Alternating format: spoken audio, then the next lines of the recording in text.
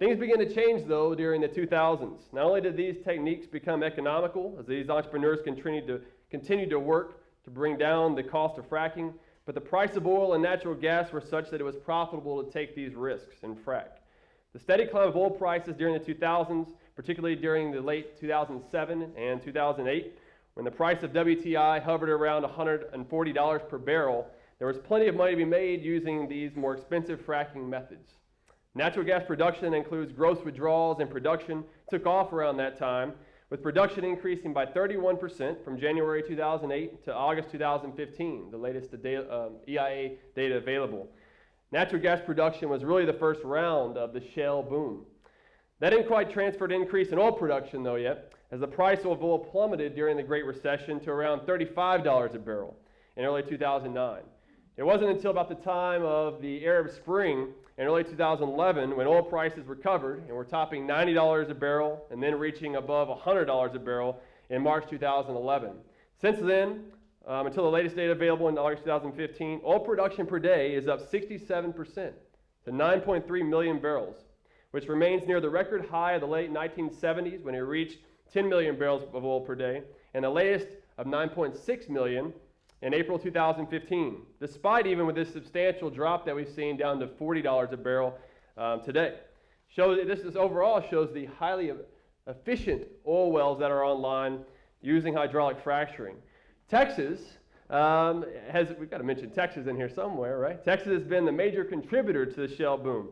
Oil production per day is up 156% to 3.4 million barrels since March 2011, contributing to 56% of the increase nationwide. Despite the drop in oil prices, oil production so far has not fallen off a cliff, and neither has the Texas model, as these efficient drilling rigs remain in operation with a drop of about 200,000 barrels per day since the record high in March 2015 of 3.6 million barrels. This is a record high, historically speaking. It's important to note that this drilling activity has been a bright spot, as most of you know, in an otherwise dismal economic recovery nationwide.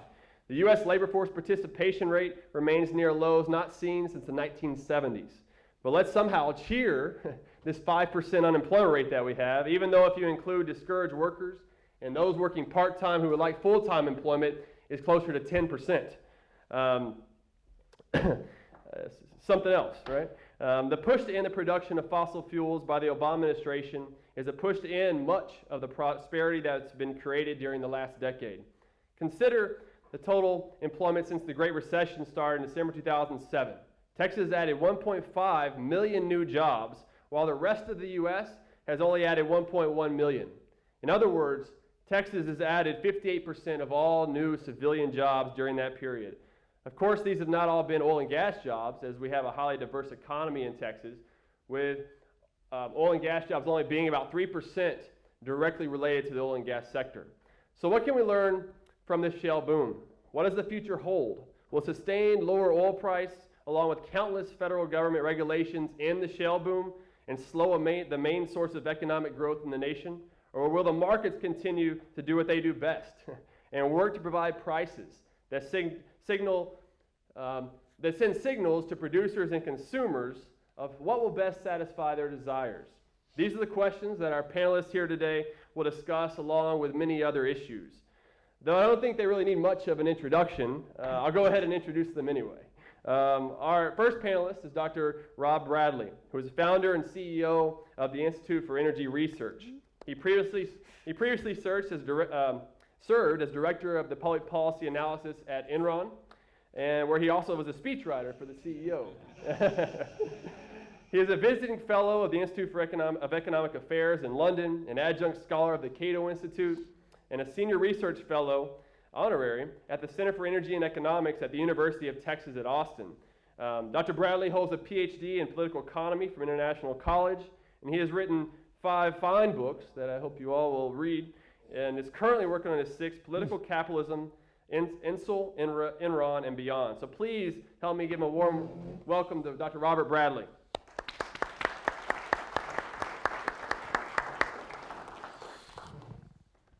Well, next slide. Let's go to that one. Well, thank you very much. Vance just gave my presentation. So I'd like to introduce Vance real quickly, and then I'm going to sit down and have Steve Moore comment. Now, if I was to give the presentation that Vance outlined, I might be accused of being a master of the obvious. And you don't want to be a master of the obvious. But in the presentation so far at this event, in the Q&A, we just heard from Mr. Henry, and he's making all the basic points. So rather than look at a lot of statistics, I'm going to try to present a worldview on the theme of the increasing sustainability of the carbon-based energy economy. The key question is a carbon-based energy economy becoming more or less sustainable? And if you're data-driven, which I hope you are, I think the answer is yes, yes, yes, and yes, and we'll get into that. But there is a Malthusian virus. Do any of you know who Robert Thomas Malthus is? Some do. He ended the happy economics of Adam Smith by saying that only misery or vice could bridge the gap between growing population and increasing, but more slowly increasing agricultural production. In other words, that mankind was doomed to live at the level of subsistence without a growing population because of the inexorable laws of population growing faster than the means of subsistence. But the Malthusian virus remains with us today. We've been through a number of alarms, mineral resources in particular, following the population bomb scare of the 60s. Paul Ehrlich, some of you will recognize that name. But I would say the population bomb, the population scare peaked in the 1960s. It then went to mineral resource shortages in the 70s. In the 80s, believe it or not, we had a quick global cooling scare, also from coal emissions, SO2. And then that turned into the global warming scare, beginning roughly with Jim Hansen's testimony in 1988. So what year are we in of the climate alarm? Is it 37? Maybe some of you can do the math. But the alarms are still here. In a book I wrote, good copies are still available, I go through the history of the energy sustainability question in 5 chapters, and it's very interesting, sort of a history of energy thought, and showing how the mainstream concluded that minerals are a fixed resource and therefore a declining resource because it is fixed. I'm going a little out of order here. There's Malthus himself. And today the scare is that we're running out of livable climate. I think that's a quotation from John Holdren, Obama's science advisor. So we're always running out of something, and now it's livable climate. Now in 1981, Julian Simon published a book called The Ultimate Resource, and this is really an amazing book because this is at the peak of oil, natural gas prices. $30 oil really meant something back in the late 70s, early 80s. That was a very rich price if you put it in inflation-adjusted terms. But Simon went against the mainstream to argue that energy was growing less scarce, not more scarce. And he was a wonderful marketer, and if you see the Look at his book cover here. Natural resources and energy are getting less scarce. Pollution in the U.S. has been decreasing. The world's food supply is improving. Population growth has long-term benefits. Very radical for 1980. Today you can look at it and say, yes. But in 1980, in other words, Simon had the right theory. So he could work through the cycles. And now we understand also that we didn't have a shortage of resources in the 70s. We had a surplus of regulation. That you can have shortages with any commodity that you want. You just put a maximum price on it that's less than the market price. You will have shortages, and guess what? You will have prices that end up being higher than if the regulation was not imposed. The fallacy of fixity. It's been with us a long, long time. You can call this, M. King Hubbard's curve. And the idea is that there's a fixed amount of supply, and if you grant that assumption from a natural science point of view, yes, you will get to a peak and a decline will occur. It's like sipping water out of a glass. There's less left. Costs must go up, prices must go up.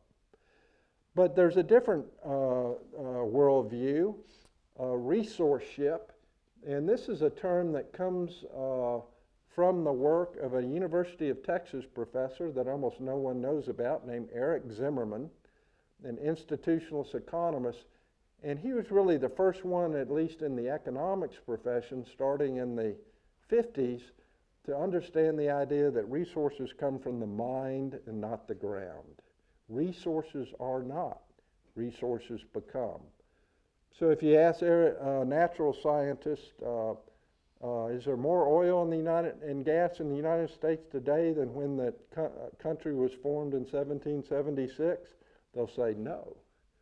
But if you ask an economist, a business person, a realist, do we have more oil and gas today than we did in 1776? The answer is absolutely yes. And resourceship is the idea of taking the neutral stuff of the earth and turning it into resources. And there's different definitions of resources. So the idea of energy expansion is that knowledge is increasing. Knowledge is not a depleting resource. It's an expanding resource. It's a cascading resource. Every innovation that we come to opens up the possibility of more and more new knowledge and technology. Just a completely new way of looking at the world. And the other thing that's very important, and capitalism has lots to do with it, a free society, is financial capital. What you need to mine, to drill. Increasing capital resources in a market society leads to greater opportunities for more supply of so-called depletable resources. So the fallacy of fixity is there is no glass. The neo-Malthusian view of John Holdren in his younger days with Paul Ehrlich, they had an equation, I equals PAT. Negative environmental impact is population times affluence times technology. If any one of these three, or all three, two of the three increase, then the environmental impacts, negative environmental impacts must increase. This is textbook stuff from their textbook from the 1970s. But that has been refuted. If you look at the statistics of population, GDP, vehicle miles traveled, any economic indicator of growth, there is a negative and not positive correlation between energy usage, fossil fuel burning, and the criteria pollutants, the real pollutants, not CO2, which is not a pollutant. So this is a real-world refutation of the I equals PAT equation. The Malthusian paradigm, or neo-Malthusian paradigm, it's all down to climate change. This is the last stand of statism. And I have Let's hope so. a Forbes column on this that I just finished, and it's called Statism's New Clothes. We've been through all the different Malthusian scares. They've been refuted, but there's one that remains, and not coincidentally, the global warming scare came roughly in the same period that the intellectual case for socialism died. So it's sort of green turns into red, red turns into green. The good news is I think there's a happy middle in the climate debate. You've been hearing all about it. I love the term lukewarming. The alarmists don't like the term lukewarming. But certainly in a lukewarming world, I would argue that the sign of the externality is uncertain. I think there's great reasons why the global negative externality is positive and not negative from the human influence on climate. And do remember that Ehrlich and Holdren in the old days, this was in the mid to late 70s, they didn't know if it was going to be global warming or global cooling, but there's a quotation that I don't have here that said, well, the complicated Earth machinery means that this can't be good. In other words, the human influence on climate is a per se bad. I leave you with a quotation that's one of my all-time favorites from Peter Huber in Hard Green, and he makes a case that fossil fuels are the most environmentally benign of all energy resources. The quotation is, "The greenest fuels are the ones that contain the most energy per pound of material that must be mined, trucked, pumped, piped, and burnt, extracting comparable amounts of energy from the surface, renewables, would entail truly monstrous environmental disruption. The greenest possible strategy is to mine and to bury, to fly and to tunnel, to search high and low where the life mostly isn't, and so to leave the edge, the space in the middle, living in green." Bill Gates says we need an energy miracle. Mr. Gates, with all due respect, we've had the energy miracle, and it's fossil fuels. Yeah. Optimism, anyone, just to conclude. Returning to the great Julian Simon, the world's problem is not too many people, but the lack of political and economic freedom. Discoveries like resources may well be infinite. The more we discover, the more we are able to discover. And finally, humans are, on net balance, builders rather than destroyers. And with that, I'll turn it over to my better, Stephen Moore. Thank you. Thank you, Dr. Bradley. For our next panelist is Steve Moore, who is a distinguished visiting fellow on the Project for Economic Growth at the Heritage Foundation. He is the founder and former president of the Club for Growth and is contributor to the Wall Street Journal and a daily Fox News economics commentator. He has worked for 2 presidential commissions, and in 2007, he received the Ronald Reagan Great Communicator Award from the Republican Party. Mr. Moore holds a master's in economics from George Mason University. He is the author of 6 books and is co-author with TPF's very own Kathleen White in their upcoming book, Fueling Freedom, Exposing the Mad War on Energy. That's available for pre-order on Amazon.com, so you can pre-order one of those, and it will be available in February. So without further ado, Steve Moore. Welcome. I'm going to thank you. I think I'll just speak from here. I'm just going to basically comment on what Rob said. By the way, Rob, I really believe that Rob Bradley is one of the foremost authorities on energy policy in the country. So it's an honor to be on the stage with you. I'm so glad you mentioned my mentor, Julian Simon. I worked with Julian for 15 years. I met him in 1980, right when that book was coming out, the Infinite Resource. And you know, one of the things Julian said, he was just so full of wisdom. And by the way, he died about 20 years ago. I wish that he could have lived to have seen the shale oil and gas boom and fracking and horizontal drilling, because this is exactly what he talked about. He saw this, that this was going to come before anyone did. And it's all human ingenuity. And you're right, all of these resources come from the human mind, not from the ground. But Julian had one profound thing he used to say about population. He said, you know, that there are two species that eat chickens. Humans eat chickens, and chicken hawks eat chickens. And he said, but the more chicken hawks there are, the fewer chickens there are. The more humans there are, the more chickens there are. And, you know, there's a lot of, you know, fundamental wisdom in that. So, when you think, right? So, I'm just going to make a couple of comments and I'll show you a couple of slides and touch on a few of the things that I mentioned last night. And let me start with this, which is, this actually comes from Mark Mill's book. I love this chart. We used it, we reproduced it in the book that we're coming out with in February. And the red line is the total employment in the United States from 2007 through the end of 2013. If I fast forwarded this through 2014, that red line finally comes above zero. So that means it took us 6 or 7 years to recover every lost job during the Great Recession. It was a horrific recession with 6 or 7 million lost jobs, and as you all know, it was an incredibly slow and pathetic recovery. And if you look at the blue line, that is the oil and gas increase in employment. And so what that's telling you is that for 6 years, every net new job that was created in the United States was a result of the energy boom. This is why I said last night that if it hadn't been for the energy boom, Barack Obama would not have been reelected. There's no way. What this is telling you is we still would have been in a recession had it not been for this incredible technological boom. And I always say that life and politics are so rich with irony, and the ultimate irony of Barack Obama's presidency is that the industry that he hates the most is the one that actually has flourished the most, notwithstanding everything he's done to try to stop it from happening.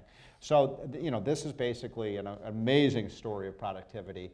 And then this is something that I kind of cringe to show you all in this room, because many of you are in the energy industry. You don't like this too much. If you're a producer of energy, these are the kind of bitter fruits of the amazing increase in production that you all have brought about. But for the rest of us, this is a huge windfall. So if you look at what's happened to the price, the oil price, and most of you have seen this many, many times. So remember a year ago last summer, we saw prices, I don't know what they hit their top at, Rob, maybe 110, something like that, $110, $105 a barrel. Now, you know, they're at about $45 a barrel. So that's about a 60% decline because, in large part, because of the increase in supply that we've been able to produce in the United States. Now, the implication of that for the rest of the economy is enormously positive. I think a lot of people have this story wrong, that, you know, a falling energy price is bad. Yeah, it's bad if you're a producer of oil and gas, but for the rest of us, it's a huge windfall. So I call this about a $150 billion annual tax cut to the American consumer.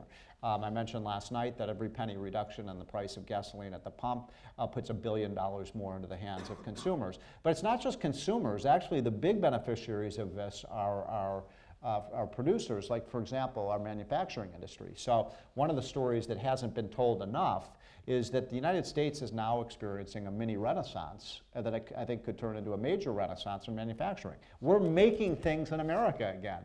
And one of the reasons we're making things in America is this is one of the parts of the story, Rob, that needs to get told more often. What happened 10 years ago is that Europe went all in on the green energy stuff. You know, they went in with the solar energy, the windmills and so on. They had all the, you know, the restrictions on carbon emissions and so on. And it has killed their economy, and it's killing their manufacturing sector. Germany is a good case in point, where we now, for the first time in 50 years, we are now seeing German manufacturing companies leave Germany, and guess where they're coming? Here.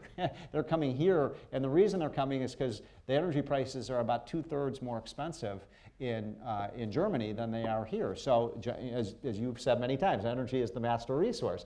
If you can lower your costs by moving here, you're going to do it, and that's happening big time. And so that's a great story of American economic renewal. The other thing I'll just show you is, this is something I love to show students, because, now focus on the second panel.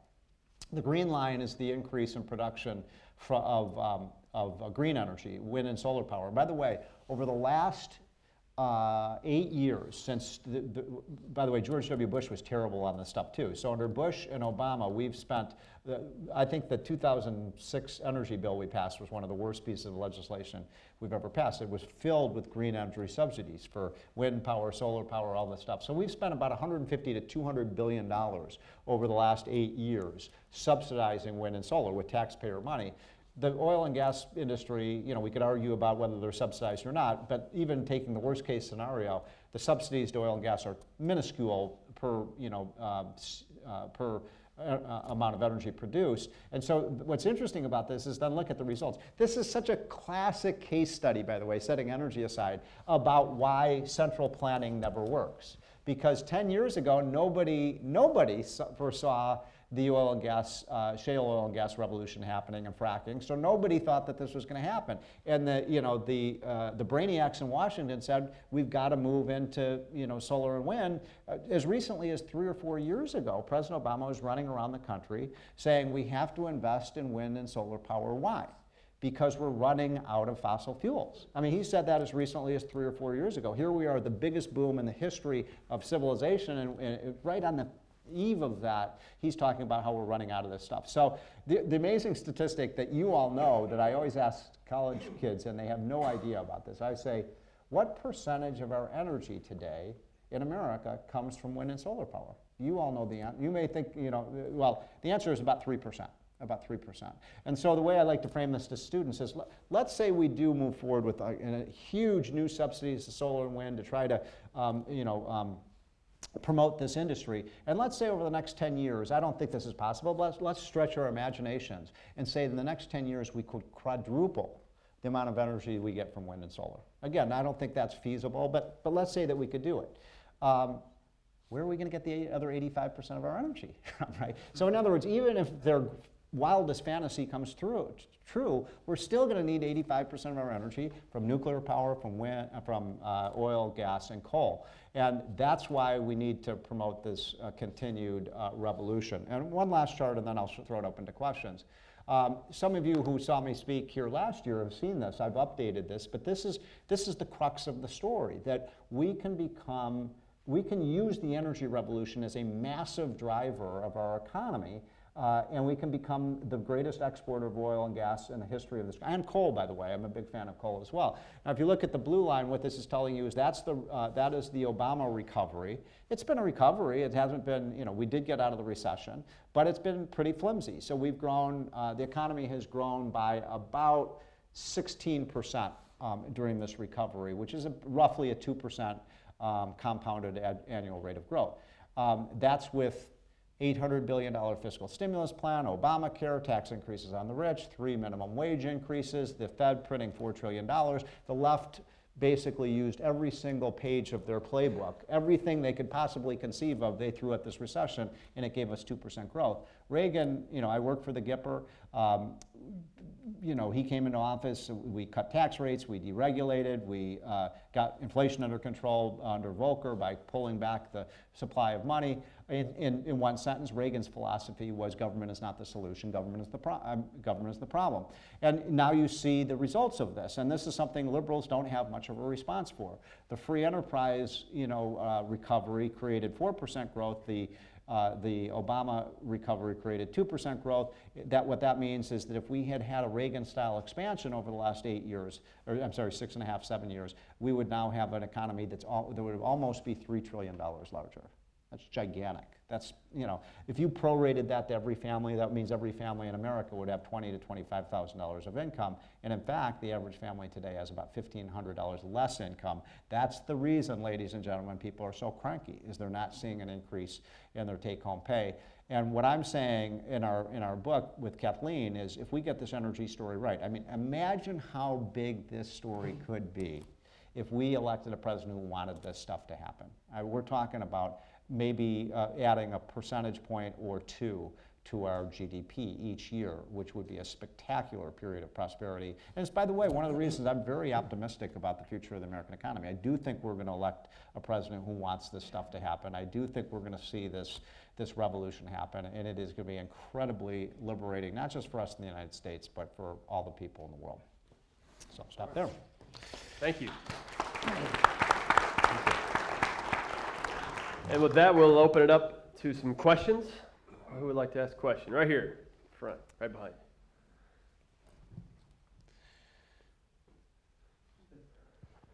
Yeah, I'm just a little concerned after hearing this panel that we've really confused the audience about our panel. It suggested that there was a finite amount of oil. What we were really saying is that as we deplete these resources, we think the cost of our fossil fuel energy will go up, and that there will be competing energies.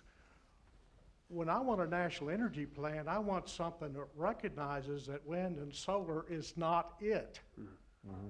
That we would identify what are the characteristics of any new energy source that we would be looking for, mm-hmm. and that any research be focused in that direction. But get rid of this silly idea of wind and solar. From an engineering standpoint, it doesn't make sense. Mm-hmm. And when I talk about a national energy plan, I want us to set that goal with that new president that says we're going to use our natural resources as a geopolitical and economic benefit to the country. So, you know, it's interesting. I would make the case to you, I wonder how many of you would agree with me, or whether you'd agree with me, Rob. And as I've said last night, I'm not picking a horse in this race. I just want whatever works, right? But I would make the case to you that the solar and wind industry would be better off today if the government had never gotten involved in it. You know, the government has led them on a horse chase in the wrong direction. And I just think we'd be technologically more advanced if the government, I mean, we've spent money on Cylindra and all of these programs that have been complete failures that never produced a single kilowatt of energy. So I am not here, look, I think nuclear energy, as I said last night, I think has amazing potential if we can, with these new micro nuclear plants that are smaller, more efficient, that, you know, are much less susceptible to you know, nuclear accidents and so on. That could be a part of our energy future as well. And incidentally, one other thing, and then I'll turn it over to you, is which is that one of the things that the Google people found, you heard this story last night about how they abandoned the renewable energy. What the scientists there said is, look, if we must, let's say that global climate change is the greatest, you know, danger to this in the history of civilization that's upon us, and we have to move away from a carbon future. Let's just accept that premise for a minute.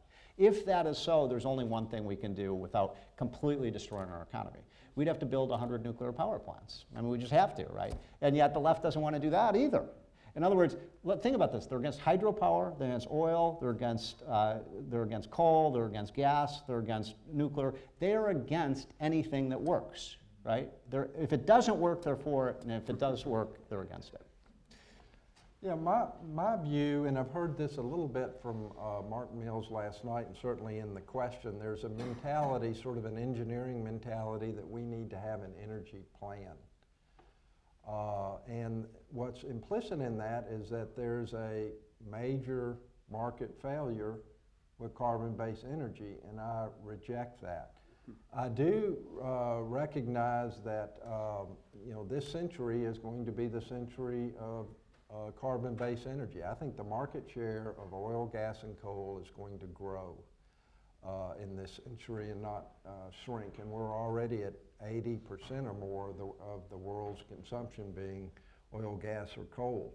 Now, on the electricity side, nuclear is certainly a backstop technology, but it's still a backstop technology. Oil, LNG-fired, coal-fired electric generation has a major market advantage. So why is that? Why is that? Price. And something like nuclear, you're spending all your capital cost up front, and the market doesn't like that. It's just too risky.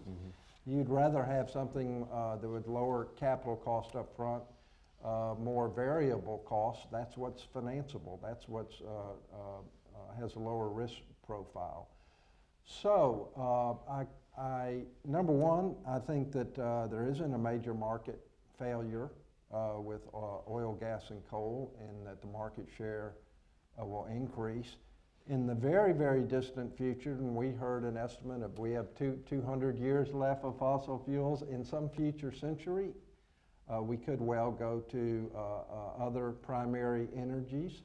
But those primary energies are going to be totally different from what we're thinking about today with wind and solar. I am very bullish on the increasing sustainability of carbon-based energy, and we certainly don't, number one, we don't need government planning in this.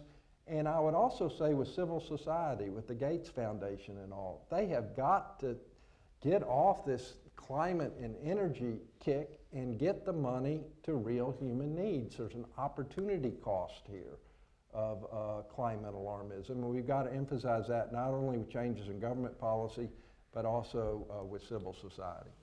All right, we have another question right up here.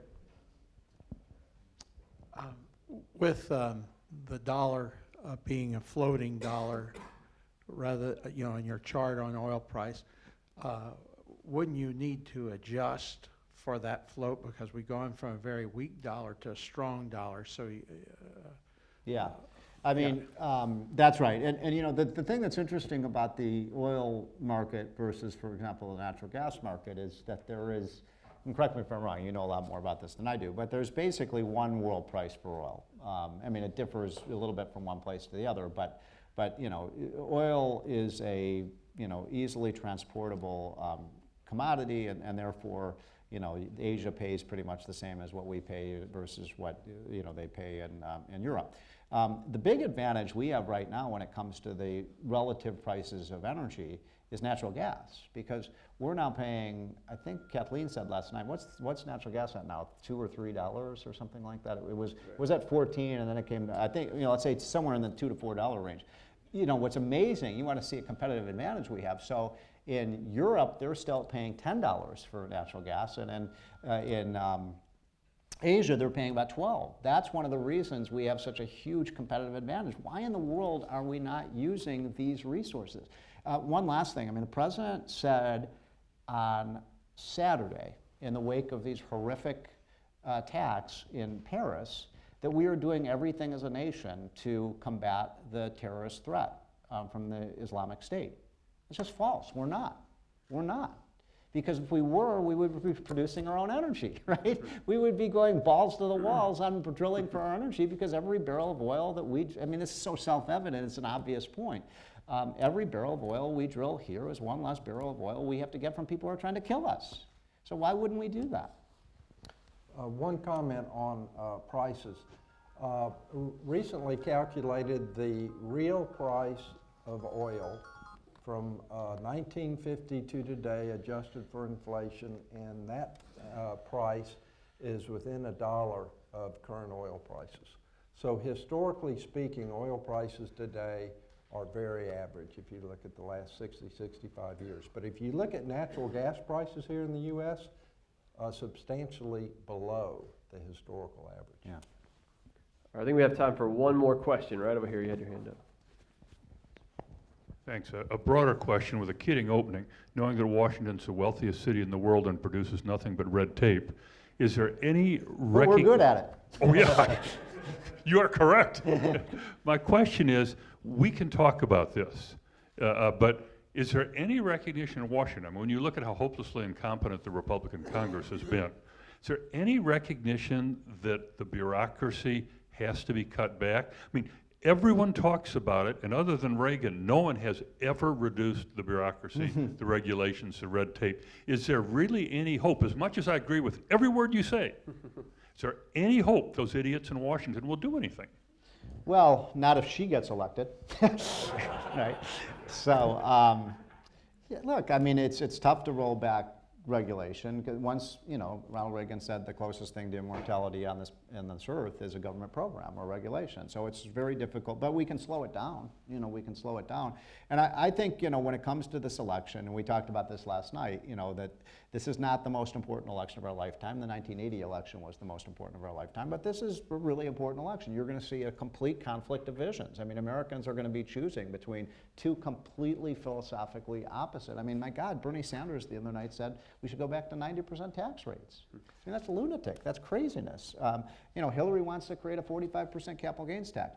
Neither of them want to do any of this energy stuff. I've been working with the Republican presidential candidates. I think all of them are basically saying, hell yes, we should be doing this. I mean, we can create jobs, we can create huge increases in our output, we can improve our national security. This is going to be a central focal point of debate over the next 14 months. And good, let's have a national debate. And one last thing, the liberals love to talk about how much they care about the middle class and low-income people. These are middle-class jobs. I mean, my God, we're talking about people in the energy industry that are making $60,000, $80,000, $100,000 a year. And these are blue-collar, oftentimes unionized workers. We've got, in fact, one last thing.